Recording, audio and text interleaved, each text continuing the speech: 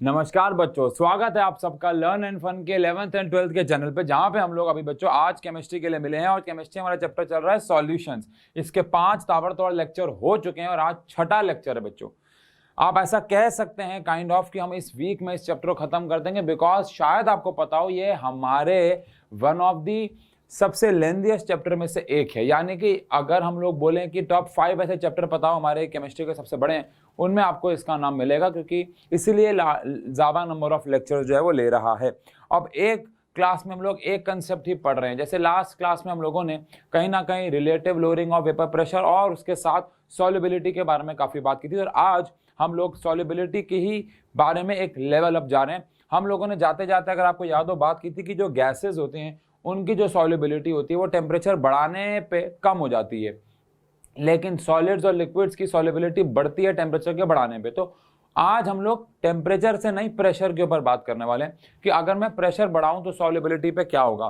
पहली बात तो अगर हम सॉलिड्स और लिक्विड्स की बात करें तो प्रेशर के बढ़ाने पे सॉल्युबिलिटी पे एज सच कोई फर्क नहीं आता है, लेकिन आज हम लोग बात करने वाले हैं गैसेस की। अगर मैं प्रेशर बढ़ाऊंगा तो गैसेस जो है उनकी जो सॉल्युबिलिटी होती है वो इंक्रीज हो जाती है प्रेशर के बढ़ाने पे। इसको हम लॉ की फॉर्म में पढ़ेंगे, लेकिन पहले बेसिक आइडिया क्लियर कर लो क्या होने वाला है। अगर मेरे पास एक कंटेनर है, उसमें पानी पड़ा हुआ है लेटर सपोज, और मैं उसमें कार्बन डाइऑक्साइड को डिसॉल्व करना चाहता हूं ताकि मैं सोडा वाटर बना दूं, तो अगर मैं उसके अंदर कार्बन डाइऑक्साइड डालूंगा तो मैं जितना ज्यादा प्रेशर अप्लाई करूंगा कार्बन डाइऑक्साइड उतनी ज्यादा उसके अंदर डिसॉल्व होगी। मानते हो कि नहीं मानते हो? ये तो कॉमन सेंस की बात भी है कि अगर मैं प्रेशर ज्यादा अप्लाई करूंगा तो ज्यादा carbon dioxide will dissolve in water, ज्यादा कार्बन डाइऑक्साइड के कंसंट्रेशन बढ़ेगी वाटर के अंदर। और बस यही जो है वो हमारा हेनरीज लॉ भी है। अब हेनरी जी क्या कहते हैं? पहली बात तो हेनरी जी का जो लॉ है उस लॉ को हम दो फॉर्म में रिप्रेजेंट कर सकते हैं। पहला, the mass of a gas dissolved by a given volume of a liquid at constant temperature. ये बात ध्यान रखिएगा, जब हम हेनरीज लॉ पढ़ रहे होंगे तो हम एक ही फैक्टर पे बात कर रहे हैं, विच इज प्रेशर। हम यहाँ प्रेशर के ऊपर बात कर रहे हैं, हम लोग यहाँ पे टेम्परेचर के ऊपर बात फिलहाल नहीं कर रहे हैं, ठीक है जी। The mass of a gas dissolved by a given volume of a liquid at constant temperature is proportional to the pressure of the gas। जितना ज्यादा मैं क्या अप्लाई करूंगा प्रेशर, उतनी ज्यादा गैस जो है उसके अंदर डिसॉल्व होगी। तो मास ऑफ द गैस यानी कि m इज डायरेक्टली प्रोपोर्शनल हो गया P के। अब यहाँ पे m इज इक्वल टू मैं यहाँ पे Kp लगा दूं, लेकिन ध्यान रहे ये जो लॉ है हेनरी जी का, ये एक पुराना वर्जन है। लेकिन अगर हेनरी जी के एक और लॉ, मतलब हेनरीज लॉ ही है लेकिन इसके मॉडिफाइड रूप के ऊपर बात करें तो इन्होंने ये भी कहा था कि जितना ज्यादा मैं प्रेशर अप्लाई करूंगा उतना ज्यादा मोल fraction of gas in solution बढ़ेगा। समझ रहे हो कहने का मतलब क्या? मैं समझाता हूं। यह कहता है जितना ज्यादा प्रेशर बढ़ेगा उतना ज्यादा मोल fraction of gas in a solution बढ़ेगा, विच बेसिकली मींस ऊपर और नीचे वाले लॉ बिल्कुल सेम है, बस थोड़ा सा मॉडिफिकेशन है। ऊपर था प्रेशर बढ़ेगा तो मास बढ़ेगा, नीचे यह है कि प्रेशर बढ़ेगा तो मोल फ्रैक्शन बढ़ेगा, बात वही है। लेकिन ये वाला मॉडिफाइड रूप है, इसी के ऊपर हम लोग बात करने वाले हैं कि प्रेशर जितना ज्यादा आप अप्लाई करोगे उतना ज्यादा गैस का मोल फ्रैक्शन को हम लोग x से रिप्रेजेंट करते हैं, और यहाँ पे मोल fraction of gas in a solution बात कर रहे हैं। गैस हमारे लिए सॉल्यूट हो गई, जिसके लिए हमने यहाँ पे x भी लगा दिया। तो pressure of gas is directly proportional to mole fraction mathematically, but actually ये क्या कहना चाह रहा है, जितना ज्यादा आप प्रेशर अप्लाई करेंगे, जितना ज्यादा आप प्रेशर अप्लाई करेंगे, जितना ज्यादा आप गैस के ऊपर प्रेशर अप्लाई करेंगे उतना ज्यादा उसके मोल फ्रैक्शन डिसॉल्व होंगे in the solution. Carbon dioxide पर जितना ज्यादा प्रेशर आप अप्लाई करेंगे उतनी ज्यादा मोल फ्रैक्शन वहां डिसॉल्व होगा। तो यानी अगर मैं इसको मॉडिफाई करता हूं तो P इज इक्वल टू, मुझे यहाँ पे कांस्टेंट लगाना होगा, and this constant is known as Henry's constant. यहां जो हमने कांस्टेंट लगाया था this is only a constant, बस K, लेकिन ये जो है वो हमारे पास हेनरीज कांस्टेंट है। मतलब ये भी हेनरीज लॉ है, लेकिन आप कह सकते हो, मैं इसको बोल रहा हूं ऐसा ओल्ड वर्जन, आप इसको लिखना मत कहीं, ये बस हम इसको बोल रहे हैं कि ये एक ओल्ड वर्जन है। आप कह सकते हो हेनरीज लॉ का ये एक ओल्ड वर्जन है, आप इसको ऐसा कह सकते हो। लेकिन वहीं पे अगर मैं ये बात करूं तो ये मॉडिफाइड वर्जन है। मॉडिफाइड वर्जन है। क्या हमें दोनों फॉर्मूले याद रखने हैं? अगर मैं एनसीईआरटी की बात करूं तो अगर इसके ऊपर बात करें तो 7-8 न्यूमेरिकल्स हमें मिल जाएंगे। इसके ऊपर एक न्यूमेरिकल है छुपा हुआ है। यही कारण है कि वो वाला न्यूमेरिकल जब आपके सामने आता है तो अक्सर आप नहीं कर पाते, क्योंकि बच्चों को ज्यादातर केसेस में यही सिखाया जाता है कि यही हेनरीज लॉ है, यही हेनरीज लॉ है, यही हेनरीज लॉ है। बट सच्चाई ये है कि हेनरीज लॉ का ये भी एक रूप है, m is equals to kp, where k is some constant, m is the mass of the gas dissolved and p is the pressure applied। हाँ, लेकिन ज्यादातर केसेस में एग्जाम में भी चांसेस इससे कहीं आने के हैं, जितना ज्यादा हम प्रेशर अप्लाई करेंगे उतना ज्यादा मोल फ्रैक्शन गैस का डिसॉल्व होगा। अब अगर हेनरीज लॉ के बारे में थोड़ी सी और बात की जाए तो यहाँ पे जो KH है, पहली बात तो इस KH को हम लोग कहते हैं हेनरीज कांस्टेंट, और आप समझ सकते हैं इसकी जो यूनिट है SI यूनिट तो इसकी पास्कल ही होगी, क्योंकि भाई मोल फ्रैक्शन की कोई यूनिट नहीं होती और प्रेशर की पास्कल, तो जो प्रेशर की होगी वो होगी। अब ऑल्दो अगर मान लो प्रेशर बार में है तो KH की यूनिट बार में हो जाएगी, है ना। Also KH will have same units as P, like अगर बार है तो बार, ATM है तो ATM, टॉर है तो टॉर, mm ऑफ Hg है तो mm ऑफ Hg, पास्कल है तो पास्कल। जो भी यूनिट प्रेशर की यहाँ पे होगी वही KH की लेनी होगी, या जो यूनिट KH की होगी ताकि वो कैंसिल हो जाए, ये बात ध्यान रखिएगा। लेकिन KH जो है वो हेनरीज कांस्टेंट है, ये एक कांस्टेंट तो है, लेकिन फिर भी इसकी वैल्यू कुछ फैक्टर्स पर डिपेंड करती है। आओ जरा बात कर लें किस किस पर डिपेंड करती है। अब हेनरीज लॉ यहाँ पे भी देखा जाए तो जो मॉडिफाइड वर्जन है उस फॉर्म में यहाँ पे लिखा हुआ है, ये उनका मॉडिफाइड वर्जन यहाँ पे लिखा हुआ है स्टेटमेंट फॉर्म में। क्या लिखा हुआ है देखो, the partial pressure of the gas in vapour phase यानी pressure is proportional to the mole fraction of the gas, जो कि x है। अब अगर हम इस KH के बारे में बात करें तो ये जो KH है ये किन किन बातों पर डिपेंड करता है, तो आंसर है KH दो चीजों पर डिपेंड करता है, एक है नेचर ऑफ गैस और दूसरा है टेम्परेचर। पहले नेचर ऑफ गैस के बारे में बात कर लेते हैं। पहले नेचर ऑफ गैस के बारे में अगर बात कर ले बच्चों, आप मुझे बताओ क्या ये जो लॉ है हेनरीज लॉ, ये कह रहा है कि P is equal to KH into में XB, ये कह रहा है ना ये, हाँ भाई ये कह रहा है। अब इस लॉ से अगर हम बात करें तो यहां से XB क्या आ जाएगा, ये आ जाएगा P अपॉन में KH। तो अगर आप देखो तो P मोल फ्रैक्शन और KH आपस में इनवर्सली प्रोपोर्शनल है। अगर कोई गैस पानी में ज्यादा डिसॉल्व हो सकती है, अगर कोई गैस पानी में ज्यादा घुल सकती है जिसका मोल फ्रैक्शन ज्यादा हो सकता है, तो उसके लिए KH कम हो जाएगा। ध्यान सुने, अगर कोई गैस की सॉल्युबिलिटी ज्यादा है, शायद आपको याद हो लास्ट क्लास में बात की थी, सॉल्युबिलिटी नेचर ऑफ सॉल्यूट पे भी डिपेंड करती है कि हम कौन सी गैस घोल रहे हैं। शायद आपको पता हो ऑक्सीजन गैस पानी में काफी अच्छे से घुलती है, वहीं पे नाइट्रोजन जो है वो नहीं घुलती है। तो अब आप मुझे बताओ, फिर मैं आपको आगे टेबल दिखाऊंगा।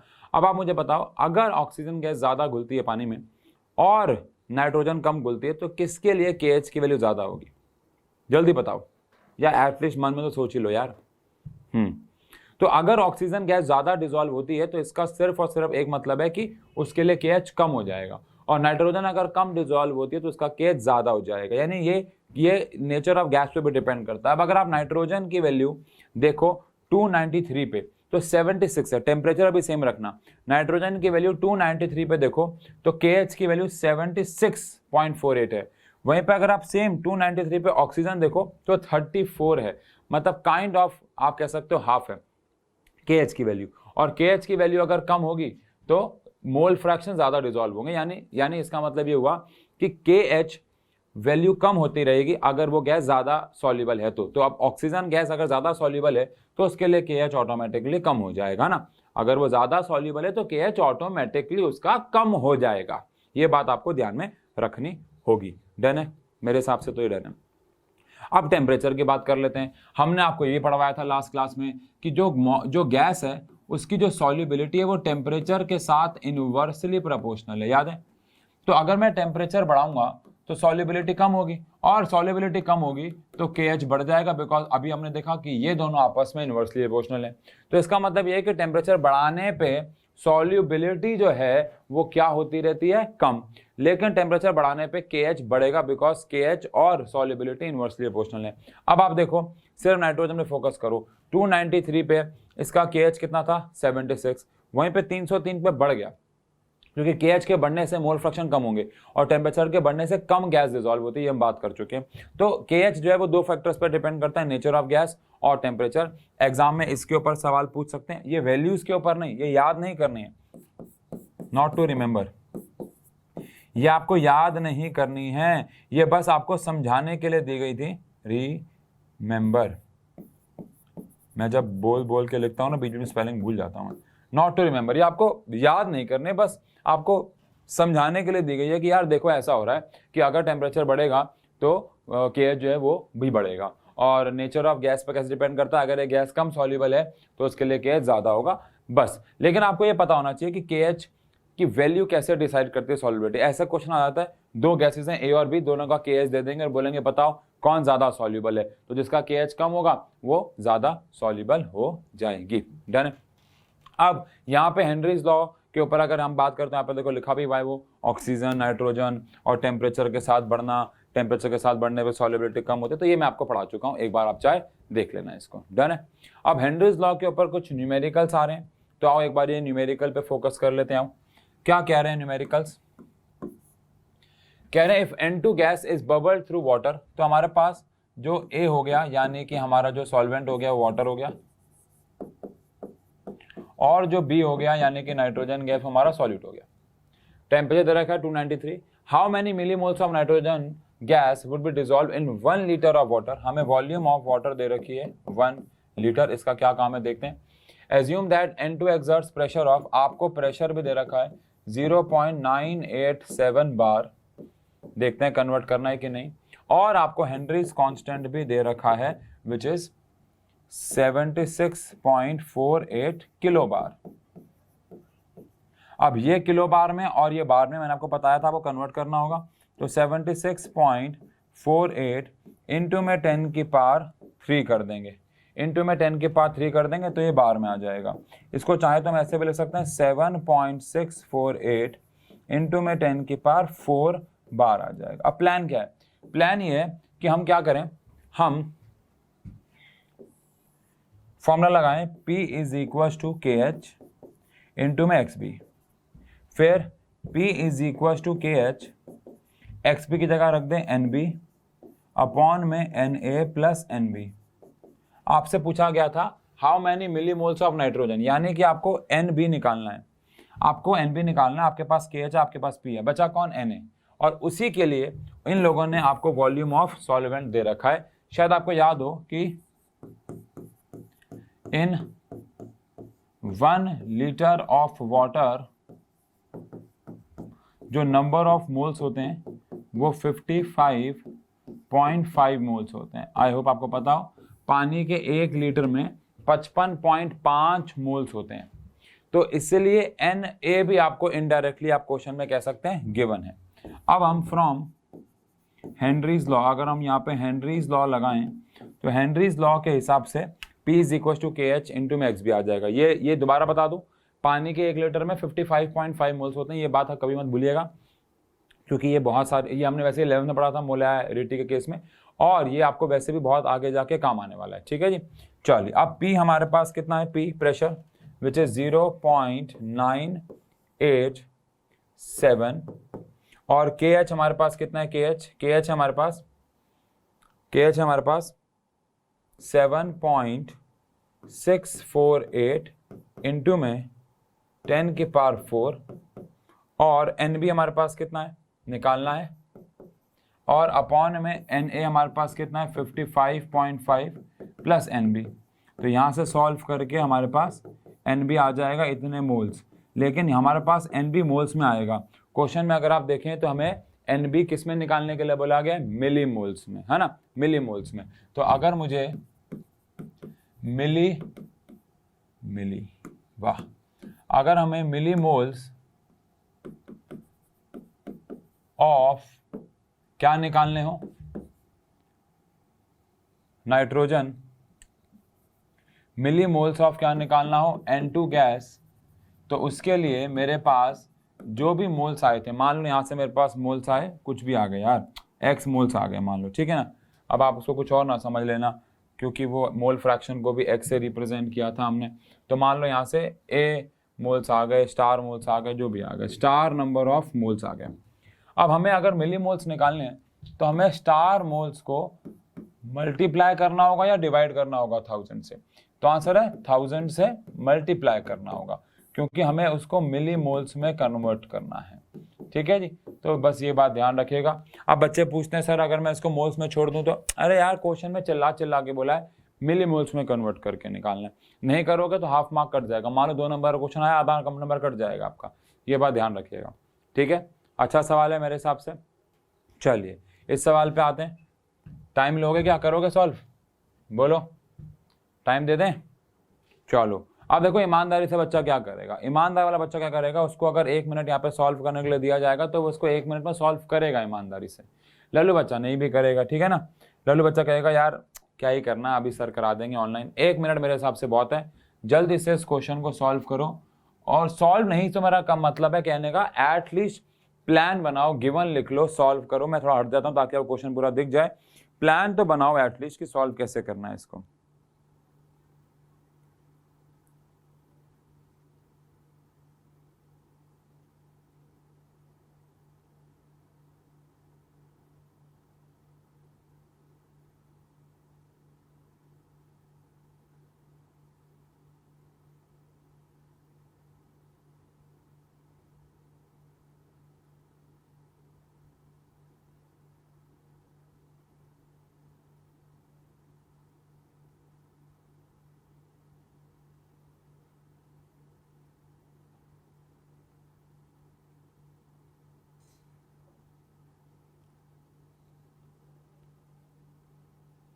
ठीक है जी, चलो मैंने घंटी बजने से पहले रोक दिया इसको। आई होप आपने एटलीस्ट इसका प्लान तो बना ही लिया होगा।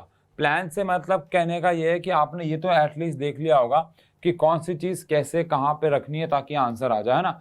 और चेक करें आप लोगों ने सही सोचा कि नहीं। Henry's law constant for CO2 in water, सबसे पहली बात ए हमारे पास हो गया वाटर और बी हमारे पास कौन हो गया CO2।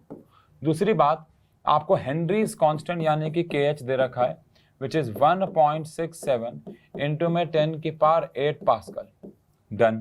टेम्परेचर का कोई काम वैसे है नहीं। Calculate the quantity of CO2 in 500 ml of soda water, यानी कि वॉल्यूम ऑफ वाटर आपको दे रखी है again 500 ml which is 0.5 litres. ठीक है, कैलकुलेट द क्वांटिटी अंड, अच्छा आपको प्रेशर भी दे रखा है विच इज 2.5 atm। आपको CO2 का मास निकालना है। अब प्लानिंग क्या कहती है भाई, प्लानिंग कहती है अगेन कि पहले मैं Na यानी पानी के मोल्स निकाल लूं। तो आप कह सकते हो कि number of moles of water in 1 litre, 1 litre में 55.5 मोल्स होते हैं, आप जैसा कि जानते हैं, है ना। पानी के 1 लीटर में कितने मोल्स होते हैं, 55.5 मोल्स होते हैं। लेकिन हमारे पास 1 लीटर नहीं है, बात तो वही है ना, हमारे पास 1 लीटर नहीं है। तो हम ऐसा लिख दें कि भाई हमारे पास तो आधा लीटर ही है, तो 55.5 के आधे इतने मोल्स हमारे पास वाटर के हो जाएंगे, यानी कि Na हो जाएगा। डन है, आई होप आपने भी ये प्लान बनाया हो। अच्छा ऑल्सो P का फॉर्मूला क्या होता है, KH इंटू में XB, Henry's law, P is equal to KH into में XB को मैं क्या लिख सकता हूँ, XB को मैं लिख सकता हूँ NB अपॉन में Na plus NB, NB upon में Na प्लस NB लिखा जा सकता है। अब P अगर हमारे पास प्रेशर है जो कि हमें दे रखा है 2.5, बहुत ध्यान से सुनिएगा, ये हमें दे रखा है ATM में, लेकिन ये हमें दे रखा है पास्कल में। तो हमें इसे क्या करना होगा, कन्वर्ट करना होगा। अब ATM को पास्कल में कन्वर्ट करने के लिए उसको 1.013 इंटू में 10 की पावर 5 से मल्टीप्लाई कर देते हैं, जिससे प्रेशर हमारा पास्कल में आ जाएगा। और हमें KH भी पास्कल में दे रखा है। आप उल्टा भी कर सकते थे, बात देखिए, आप इसको डिवाइड भी कर सकते थे, इट्स ऑल सेम थिंग। ठीक है जी, ये हमारे पास KH आ गया। अब NB हमें निकालना है और डिवाइड में Na जो कि हमारे पास 55.5 का आधा आ चुका है, प्लस में NB। अब ये तो आप समझते हैं कि यहाँ से सॉल्व करने के बाद हमें NB इतने मोल्स मिल जाएगा। NB तो आ गया, बट क्वेश्चन में अगर हम पूछें तो calculate the quantity of CO2, आपको CO2 की क्वांटिटी निकालनी है। तो अब आप मुझे बताओ क्वांटिटी का मतलब क्या है, क्या हमें इसको मोल्स पे छोड़ देना है या फिर हमें इसका मास भी निकाल के आना है? मतलब मैं आपसे पूछ रहा हूँ क्या हमें इसको मोल्स में ही छोड़ देना है या फिर हमें इसका मास निकाल के आना है और मास में छोड़ना है इसे? आपके मन में क्या चल रहा है? तो आंसर है, ये बात ध्यान रखिएगा कि अगर आपसे पूछा है केमिस्ट्री में अमाउंट ऑफ सब्सटेंस, तो अमाउंट ऑफ सब्सटेंस को आप मोल्स में छोड़ के आ सकते हो, चलेगा, कोई दिक्कत नहीं है। लेकिन यहाँ पे अमाउंट नहीं पूछा है, यहाँ पे आपसे क्वांटिटी ऑफ सब्सटेंस पूछा है। तो कहीं पे क्वांटिटी ऑफ सब्सटेंस पूछा हो तो आपको मास ही निकाल के आना होगा। अमाउंट ऑफ सब्सटेंस की तो SI यूनिट ही मोल होती है, तो आप अमाउंट ऑफ सब्सटेंस तो निकाल के आ सकते हो, कोई प्रॉब्लम नहीं है, ये बात ध्यान रखिएगा। लेकिन क्वांटिटी ऑफ सब्सटेंस की अगर बात करें तो we have to calculate mass of the object. तो अगर मुझे मास निकालना है CO2 का, तो नंबर ऑफ मोल्स का फॉर्मूला क्या होता है? मास अपॉन में मोलर मास। अब नंबर ऑफ मोल्स मेरे पास आ चुके होंगे, मास मुझे यहां से निकालना है और मोलर मास कार्बन डाइऑक्साइड का 44 होता है।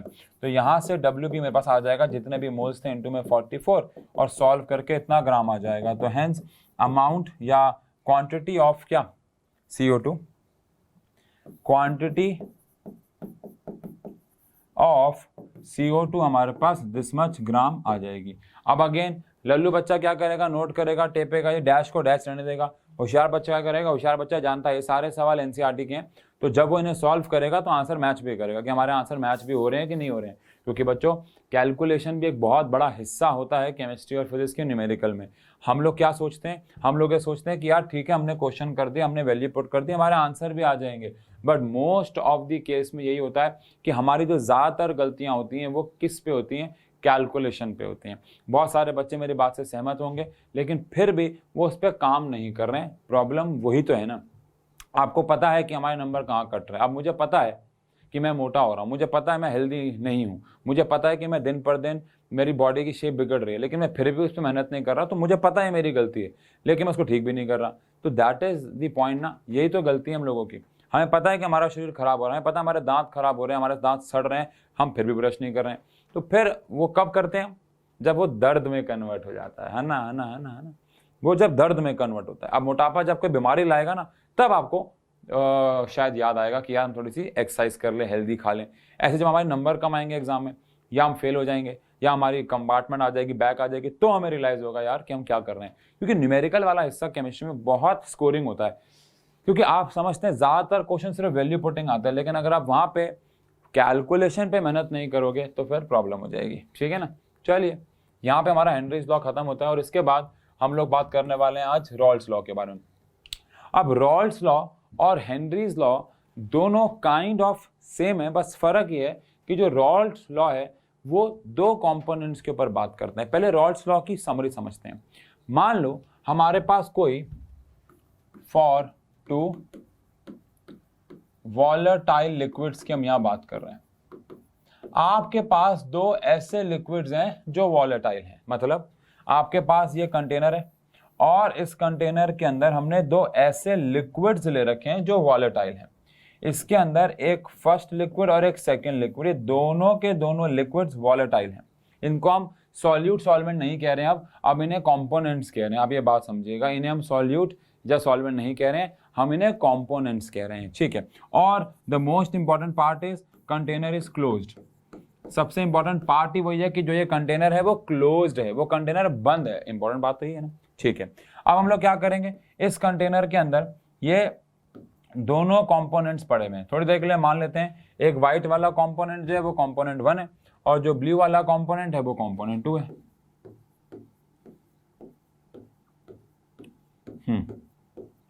ठीक है, वो कंपोनेंट 2 है। अब अगर ये दोनों के दोनों कंपोनेंट्स वॉलेटाइल हैं तो क्या इनके वेपर्स बनेंगे दोनों के? ऑब्वियस सी बात है, यहाँ बिल्कुल बनेंगे।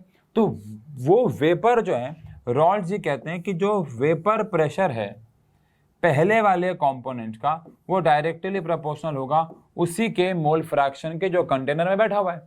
यार जितना ज़्यादा अमाउंट उसका होगा, जितने ज़्यादा कंसेंट्रेशन उसका होगा, वो उतना ज़्यादा प्रेशर अप्लाई करेगा कि नहीं करेगा, है ना। मानते हो कि नहीं मानते हो? मान लो एक कमरे में दो प्रकार के लोग हैं, लड़के और लड़कियां।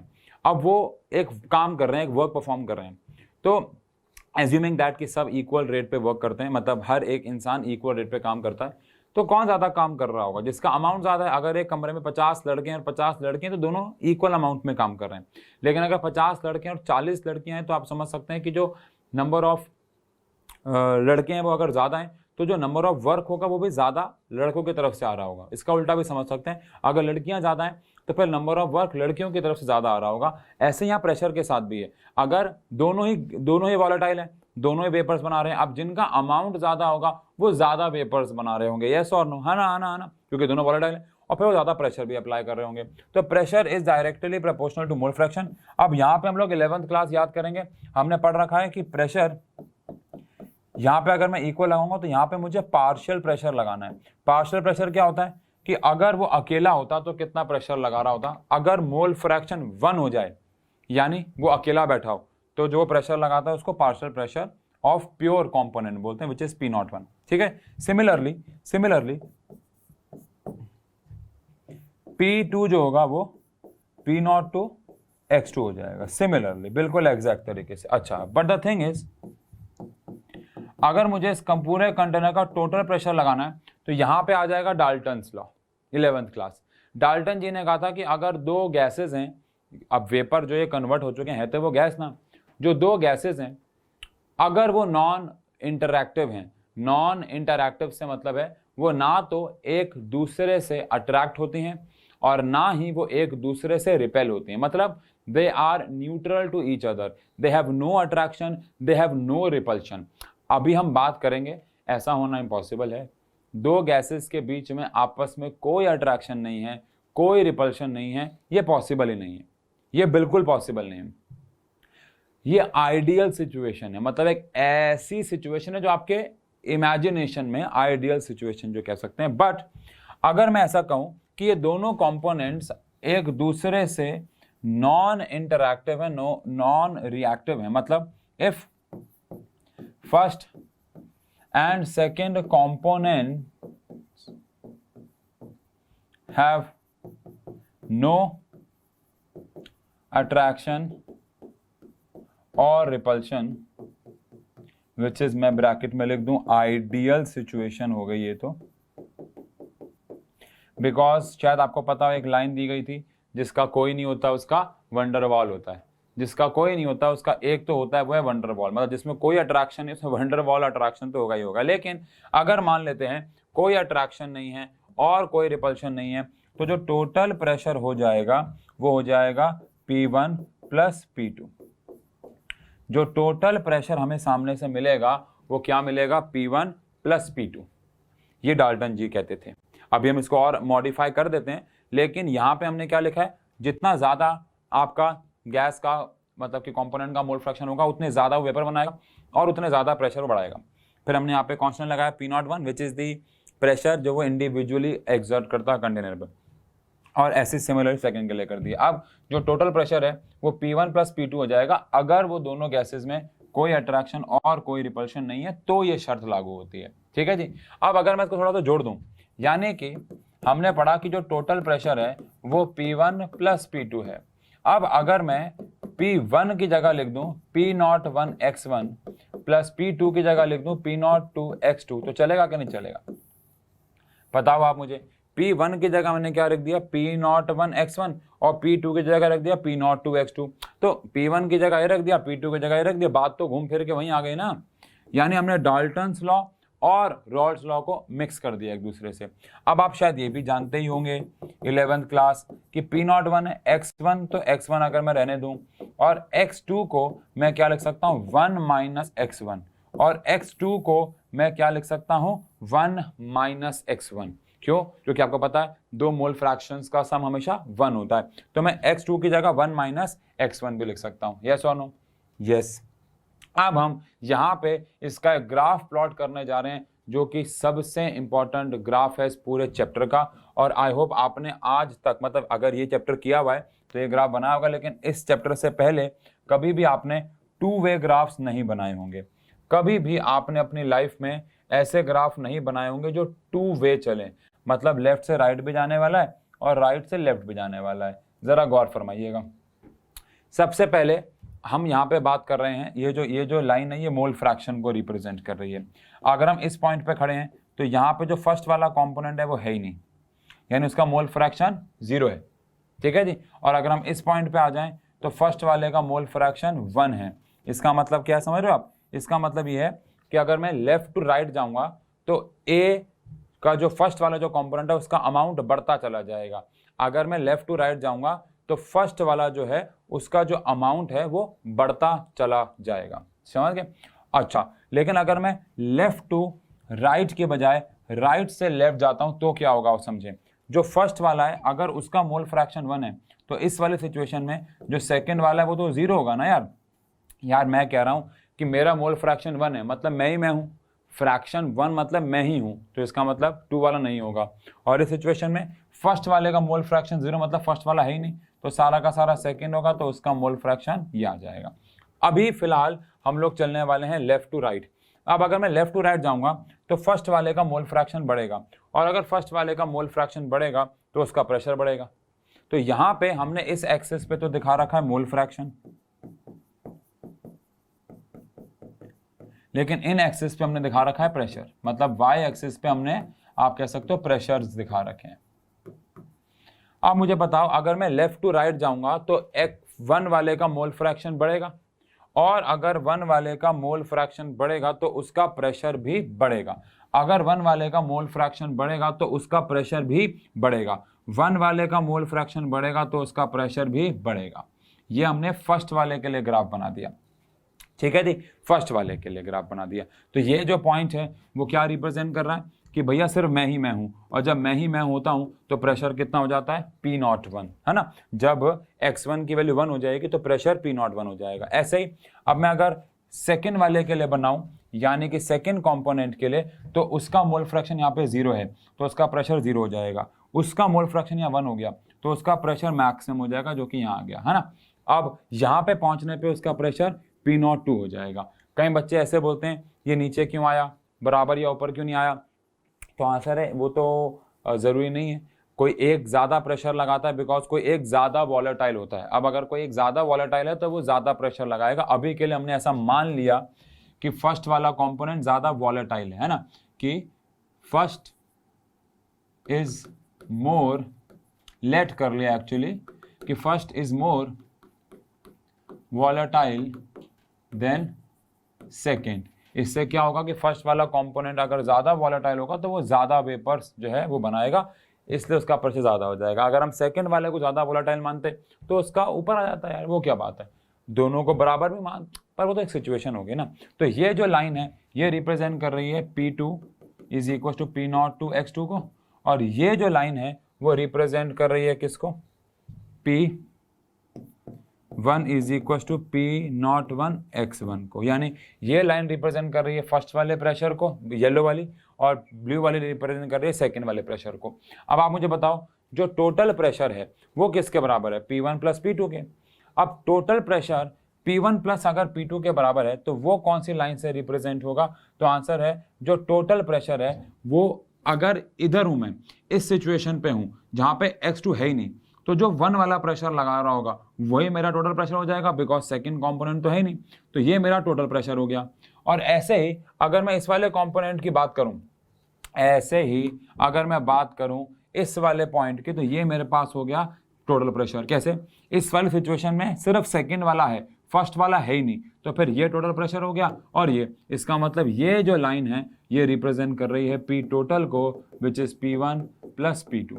कई बच्चे कहते हैं टोटल प्रेशर तो कांस्टेंट रहना चाहिए, क्यों रहना चाहिए, अगर फर्स्ट वाला ज़्यादा वॉलेटाइल है और उसका फ्रैक्शन बढ़ता गया बढ़ता गया बढ़ता गया तो प्रेशर बढ़ेगा ना। अगर मान लो मैंने सेकंड वाले को क्या माना होता, ज़्यादा वॉलेटाइल, तो इधर जाने पे प्रेशर कम हो जाता है, वो तो ऑब्वियस है। सबसे इंपॉर्टेंट ग्राफ्स में से एक, एक्चुअली सबसे इंपॉर्टेंट ग्राफ ये है इस पूरे चैप्टर का। लेकिन ये सारी पढ़ाई कब लागू होती है, जब दो कंपोनेंट्स, दो वेपर्स, दो गैसेस आपस में नॉन रिएक्टिव, नॉन इंटरैक्टिव हो, आपस में वो रिएक्ट ना हो, ये तो सबसे इंपॉर्टेंट बात है। और सेकंड, उनमें कोई इंटरैक्शन ना हो, उनमें आपस में कोई भी अट्रैक्शन या कोई भी रिपल्शन नहीं होना चाहिए। अगर उनमें कोई भी अट्रैक्शन आ गया और कोई भी रिपल्शन आ गया तो सिचुएशन में हमारे पास एक टॉपिक आ जाएगा जिसको हम बोलते हैं आइडियल और नॉन आइडियल सॉल्यूशन। इस चैप्टर के थ्योरी का सबसे इंपॉर्टेंट टॉपिक भी है वो आइडियल और non ideal solution. Ideal solution कौन? जो ये फॉलो कर रहे हैं। मैंने यहाँ पे लिखा भी था कि ये क्या कहलाए जाएंगे? आइडियल सिचुएशन कहलाई जाएगी। यानी ये भी हमारे पास आइडियल सॉल्यूशन के लिए हो रहा है कि भैया जो प्रेशर है वो दोनों के प्रेशर के सम के बराबर है। लेकिन अगर हम इसको आइडियल नॉन आइडियल को अगली क्लास में ले रहे हैं, लेकिन आप खुद इमेजिन करो अगर सॉल्यूशन में प्यार है, अट्रैक्शन है, तो फिर क्या होगा? फिर ये होगा कि एक दूसरे से वो अट्रैक्ट हो जाएंगे, फिर वो दीवार पे कम टकरा पाएंगे और प्रेशर कम लगा पाएंगे, है ना, समझ रहे हो? और अगर उनमें एक दूसरे में रिपल्शन ज्यादा है तो वो एक दूसरे को और ज्यादा रिपेल करेंगे। अब अगर उन्होंने एक दूसरे को रिपेल किया तो वो एक दूसरे से दूर भागेंगे तो प्रेशर ज्यादा बढ़ जाएगा। लेकिन अगर उनमें कोई अट्रैक्शन कोई रिपल्शन नहीं है तो प्रेशर उतना ही रहेगा जितना होना चाहिए था। तो इसलिए ये सिर्फ आइडियल सिचुएशंस के लिए वैलिड है, ठीक है। अब एक न्यूमेरिकल आ रहा है, इस न्यूमेरिकल को करेंगे, एनसीईआरटी का न्यूमेरिकल है, बहुत ही प्यारा न्यूमेरिकल है। क्वेश्चन क्या है देखो, अब vapour pressure of chloroform and dichloromethane at 298 kelvin are this and this. पहली बात तो मैंने आपको बताया, इसमें हम लोग ए और बी नहीं मानते हैं, फर्स्ट कॉम्पोनेंट और सेकंड, यहाँ पे सॉल्यूट और सॉल्वेंट नहीं होता है।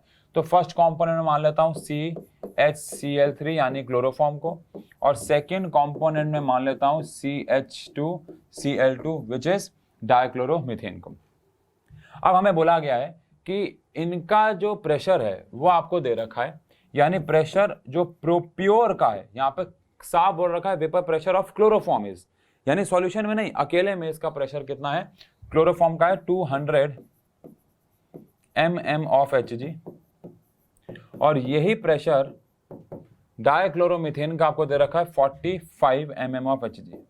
अब आप देखो यहां पे अगर हम बात करें तो डाइक्लोरोमीथेन ज्यादा प्रेशर लगा रहा है सेम टेम्परेचर पे रह के। इसका मतलब ऐसा कह दें कि क्लोरोफॉर्म इज मोर वॉलेटाइल, है ना। ऐसे नॉलेज के लिए लिखवा रहा हूं, बस नॉलेज के लिए लिखवा रहा हूं कि ऐसा कह सकते हैं कि as pressure of first is greater than partial pressure of second, so CHCl3 knowledge के लिए is more volatile then CH2Cl2, क्योंकि जिसके वेपर का प्रेशर ज्यादा है इसका मतलब वो ज्यादा वेपर्स बना रहा है, ज्यादा वेपर्स बना रहा है तो उसका प्रेशर भी ज्यादा ऑटोमेटिकली हो जाएगा। ठीक है जी, डन है, डन है।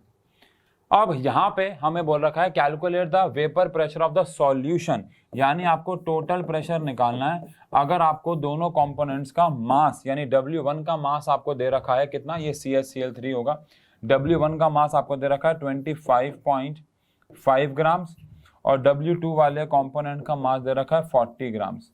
तो प्लान क्या कहता है? प्लान कहता है हम ये वाला फॉर्मूला लगाएंगे P01 x1 plus P02 1 minus x1। तो इसके लिए हमें मोल फ्रैक्शन तो निकालना होगा ना, और मोल फ्रैक्शन निकालने से पहले हमें मोल्स निकालने होंगे, तो क्यों ना पहले इनके इंडिविजुअली मोल्स निकालने। तो N1 क्या होगा W1 अपॉन में M1, W1 कितना है 25.5 अपॉन में इसका हम लोग मोलर मास निकाल सकते हैं। कैसे? कार्बन का 12, हाइड्रोजन का 1 और क्लोरीन का 35.5 इंटू में 3, क्योंकि एक का होता है 35.5 इंटू में 3 क्लोरीन है। यहाँ से हमें इसके मोल्स मिल जाएंगे। सेम हम काम करेंगे N2 के लिए, जो कि होगा W2 अपॉन में M2। बोलो भाई W2 कितना है हमारे पास, W2 इज 40 ग्राम, और M2 अगेन हम निकाल लेंगे इससे, यानी कार्बन का 12, हाइड्रोजन का 2, क्योंकि 2 हाइड्रोजन हमारे पास, और क्लोरीन का 35.5 इंटू में 2, तो इसके हमारे पास N2 आ गया। अब मोल फ्रैक्शन आने के बाद क्या करोगे, मोल्स आने के बाद हम क्या करेंगे, मोल फ्रैक्शन निकालेंगे। एक ही निकालना बहुत है, तो N1 अपॉन में N1 प्लस N2 कर देंगे, इससे हमें इसके मोल फ्रैक्शन मिल जाएंगे। अब हमारे पास अगर टोटल प्रेशर का फॉर्मूला देखें, हमारे पास पार्शियल प्रेशर्स हैं, हमारे पास मोल फ्रैक्शन है, तो ये वाला फॉर्मूला लग जाएगा P01 x1 plus P02 1 minus x1। अगर आप x2 निकाल लेते हो, मान लो 1 में से माइनस करके, तो ये वाला फॉर्मूला लगा दो, मर्जी है आपकी, एक ही बात है। तो यहाँ से P टोटल आ जाएगा P01 x1 plus P02 1 minus x1। अब P01 हमें कितना दे रखा है 200 mm ऑफ Hg, और x1 हमारे पास यहाँ से आ चुका है, और P02 हमारे पास कितना है 45 mm ऑफ Hg, और 1 माइनस जो अभी हमारे पास आया था इसको माइनस करके, है ना। यहाँ से हमारे पास जो टोटल प्रेशर आएगा, जल्दी से कमेंट सेक्शन में बताओ उसकी यूनिट क्या आएगी। जल्दी से कमेंट सेक्शन में बताओ उसकी यूनिट क्या आएगी। ऑल्दो ये वीडियो स्ट्रीम हो रही है, लेकिन मैंने आपको बताया था मैं कमेंट्स बाद में आके ज़रूर देखता हूँ लाइव चैट के कि कौन सा बच्चा उस दौरान सबसे एक्टिव रहा। यस, तो बिल्कुल अगर आपने लिखा है MM ऑफ HG तो बिल्कुल ठीक लिखा है, बिकॉज ये जो प्रेशर्स हमें दे रखे हैं वो हमें किस में दे रखे हैं, MM ऑफ HG में। तो फिर ये जो हमारे पास आंसर आएगा वो भी किस में आएगा, MM ऑफ HG में। ठीक है जी, तो हम ऐसा कह सकते हैं कि कंसेप्ट वाइज हमारा जो चैप्टर है उसमें एक कंसेप्ट रह गया वान हॉफ फैक्टर। तो अगले लेक्चर में हम इस चैप्टर को ख़त्म कर लेंगे, यानी कि ऑन थर्सडे, जहाँ पे हम लोग बात करेंगे इस चैप्टर में कि रॉल्ड्स लॉ के क्या लिमिटेशंस हैं, यानी आइडियल और नॉन आइडियल सॉल्यूशंस। और फिर हम लोग वान हॉफ फैक्टर के बारे में बात करेंगे, उसके बाद 2-4 क्वेश्चन और कंसेप्ट वाइज चैप्टर खत्म हो जाएगा। फिर आपको हम 1 हफ्ता देंगे अप्रॉक्सीमेटली, जहाँ पे आप इस चैप्टर पे ग्रिप बनाओगे। तब तक हम नया चैप्टर केमिस्ट्री का शुरू कर लेंगे। फिर एक संडे को मिलकर या किसी भी एक दिन एक्स्ट्रा क्लास में मिलके हम इस चैप्टर के एक्स्ट्रा क्वेश्चंस पे मेहनत करेंगे, ताकि क्योंकि ये न्यूमेरिकल बेस्ड चैप्टर है, अभी तक हमने हर एक के सिर्फ एक या 2 क्वेश्चन उठाए हैं ताकि बस उस फॉर्मूले को समझ पाएं। अभी हमने डेप्थ में जाके क्वेश्चन नहीं किए, जो कि अभी हमें करने हैं। ठीक है जी, डन है। तो ये हमारा काम है आज का। आज का हमारा मेन काम रहा हेनरीज लॉ और रॉल्ड्स लॉ। फिर मैं आपको अगली क्लास में हेनरीज लॉ की एप्लीकेशन भी कराऊंगा। वो हम क्योंकि पहले रॉल्ड्स लॉ हो जाए, फिर हेनरीज लॉ और रॉल्ड्स लॉ के ऊपर कुछ एप्लीकेशन के ऊपर बात करेंगे, एजियोट्रॉपिक मिक्सचर्स एंड ऑल के ऊपर बात करेंगे। ठीक है जी, तो अगली क्लास थियोरेटिकल ज़्यादा होने वाली है, न्यूमेरिकल वाइज कम, थ्योरी अगली क्लास में ज़्यादा होने वाली है। ठीक है जी, तो मिलते हैं अगली क्लास में 99% इस चैप्टर के लास्ट लेक्चर के लिए concept wise. Thank you so much, thank you.